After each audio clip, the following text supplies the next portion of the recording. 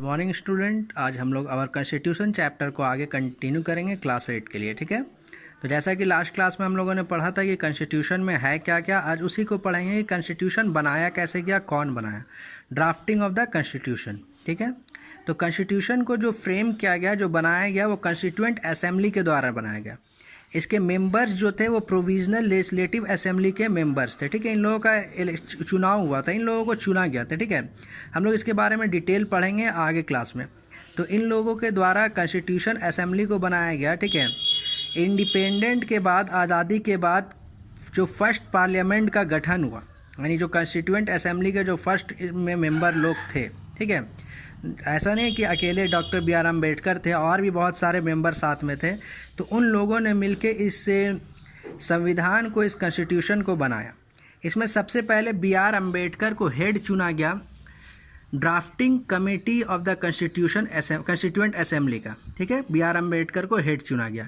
अगस्त 1947 के बाद जो बना था कमेटी, उसमें सबसे हेड किसको चुना गया? बी आर अम्बेडकर को। एक चीज़ हम क्लियर कर दे, ठीक है, drafting committee of the constitution, उसमें इनको हेड चुना गया। लगभग अप्रॉक्सीमेटली 3 साल लगा कॉन्स्टिट्यूशन को बनने में, 3 ईयर्स। ठीक है, एग्जैक्ट 3 ईयर्स नहीं है, अप्रॉक्सीमेटली 3 ईयर्स लगा इस कॉन्स्टिट्यूशन को बनने में। और 26 जनवरी 1950, जिसको हम लोग as a Republic Day celebrate करते हैं, उस दिन कॉन्स्टिट्यूशन को अडॉप्ट किया गया। लेकिन एक चीज़ क्लियर कर दे, इसको हमेशा याद रखोगे, 26 जनवरी 1950 को ज़रूर अडॉप्ट किया गया, लेकिन रियली 26 नवंबर 1949 को कॉन्स्टिट्यूशन जो था वो बन के कंप्लीट हो गया। तो सवाल कि सर जब 26 नवंबर को कंप्लीट हो गया तो फिर ये 2 महीना, ठीक है, टाइम क्यों लिया गया इसको अडॉप्ट करें? इसके पीछे भी एक स्टोरी है, उसको मैं क्लास में बताऊंगा। याद रखना तुम लोग, क्लास में ज़रूर से पूछना सर क्या स्टोरी है उसके पीछे। ठीक है, अब खासियत क्या है, फीचर्स क्या है इंडियन कॉन्स्टिट्यूशन का? तो इंडियन कॉन्स्टिट्यूशन जो है वो बताता है कि इंडिया जो है वो सेक्युलर है, सोवरेन है, डेमोक्रेटिक सोसाइटी है।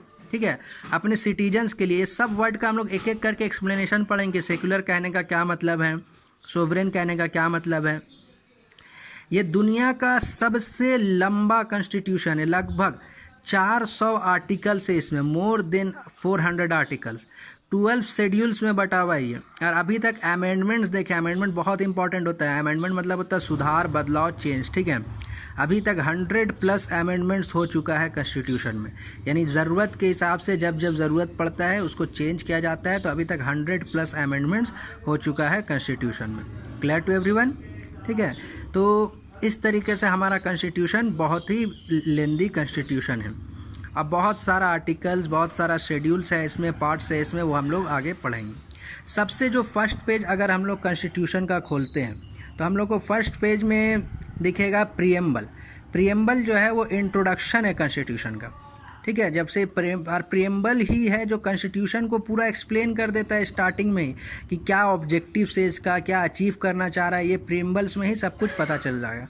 जैसा कि आप लोग देख भी सकते हैं कि इस फोटो में आप लोगों को प्रीएम्बल्स दिख रहा है। ठीक है, तो नेक्स्ट क्लास में आप लोगों का होमवर्क है कि इसको प्रीएम्बल्स को याद करना है। ठीक है, जो वीडियो में दिख रहा है उसको पॉज करके आप लोगों को याद करना है और उस प्रीएम्बल को कॉपी में नोट डाउन करना है।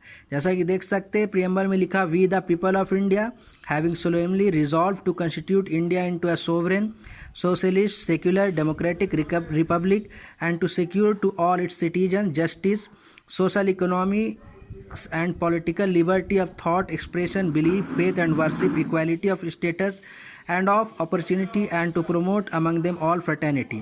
इसी तरीके से कंटिन्यू लिखा हुआ है, इसको आप लोगों को याद करके कॉपी में नोट डाउन करना है। नेक्स्ट क्लास में जैसा कि हम लोगों ने यहाँ वर्ड पढ़ा, ठीक है, सोवरेन, सोशलिस्ट, ये सब का मतलब क्या होता है, कहना क्या चाहता है कॉन्स्टिट्यूशन इसके बारे में, इसको हम लोग पढ़ेंगे। Thank you.